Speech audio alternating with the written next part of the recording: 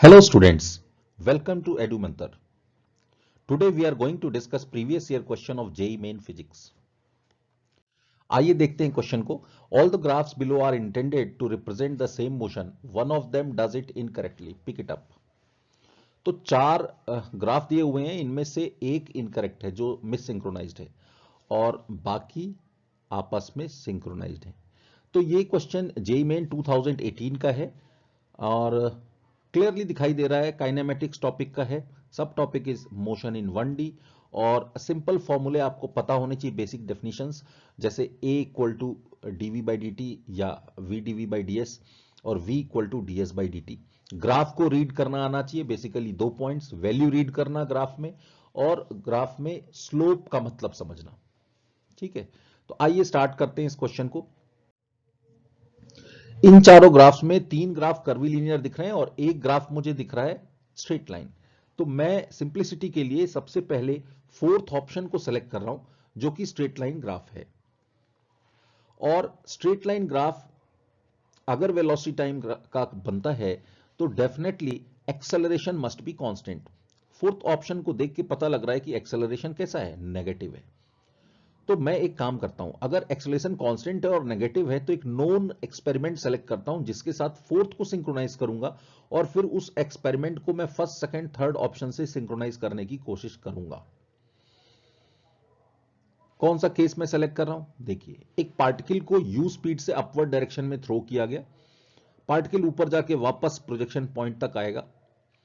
Intermediate किसी time पर अगर हम देखें तो आपको इनिशियली शुरू में वेलोसिटी पॉजिटिव दिखेगी, बाद में वेलोसिटी नेगेटिव दिखेगी, जैसा कि फोर्थ ऑप्शन में भी आपको ग्राफ में दिखाई दे रहा है. ठीक है, आप ध्यान से देखिए, यहां पर हमारे पास इक्वेशंस हैं.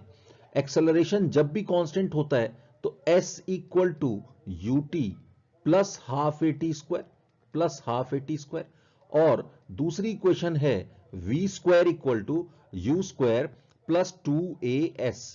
इन दोनों इक्वेशंस को ध्यान से देखिए. इसका मतलब है अगर st ग्राफ बनाया जाए तो इट मस्ट बी पैराबोला, अगर vs ग्राफ बनाया जाए तो इट मस्ट बी पैराबोला. ध्यान से देखिए, फर्स्ट ऑप्शन पैराबोलिक है और थर्ड ऑप्शन भी हमें पैराबोलिक दिखाई दे रहा है. अब ये दोनों पैराबोला करेक्ट हैं या नहीं करेक्ट हैं, इसके लिए बच्चों आपको आना चाहिए क्या, आपको आना चाहिए अगर मैं वाई स्क्वायर इक्वल टू के एक्स का ग्राफ प्लॉट करने का सोचूं तो कैसा आएगा, और अगर एक्स स्क्वायर इक्वल टू के वाई का ग्राफ प्लॉट करना सोचूं तो ये कैसा आएगा. इन दोनों के हिसाब से ये एस टी और v s graph are correctly plotted. Second option को चेक करना लेकिन बाकी है. तो आइए देखते हैं सेकंड ऑप्शन में क्या खास बात है और क्या ये सही है या गलत है. इसके लिए सबसे पहले मैंने पोजीशन टाइम ग्राफ बनाना ठीक समझा.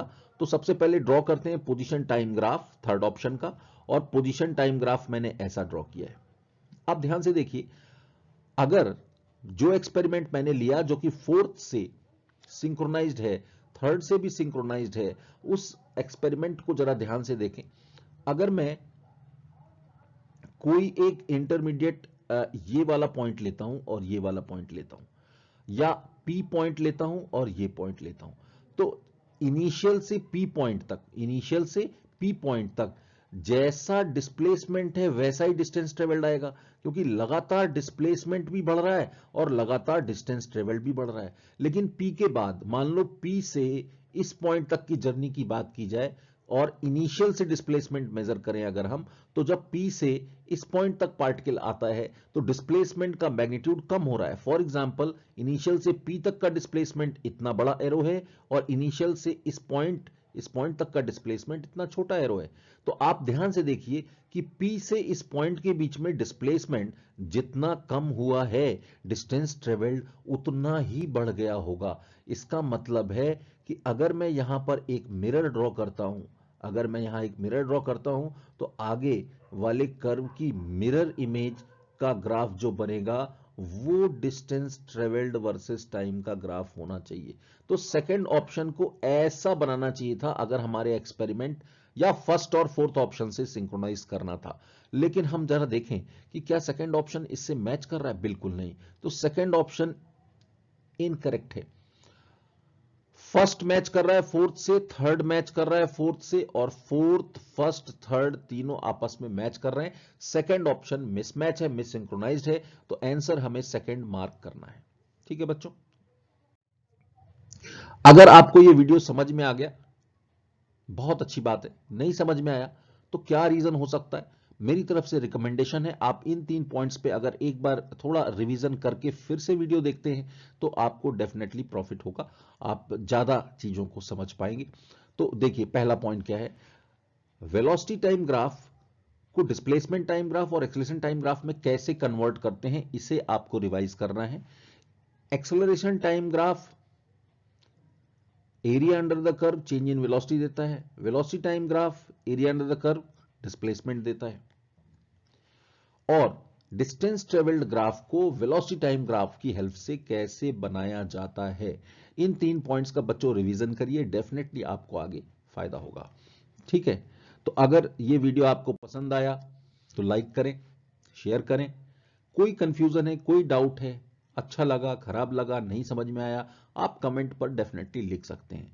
चैनल को सब्सक्राइब करना ना भूलें, साथ में बेल आइकन को दबाएं ताकि आपके पास लगातार नोटिफिकेशंस आते रहें। जैसे जैसे मैं यहां पर प्रीवियस ईयर के क्वेश्चंस का सॉल्यूशन अपलोड करता रहूंगा, आपके पास पहुंचता रहेगा। Okay, thank you very much.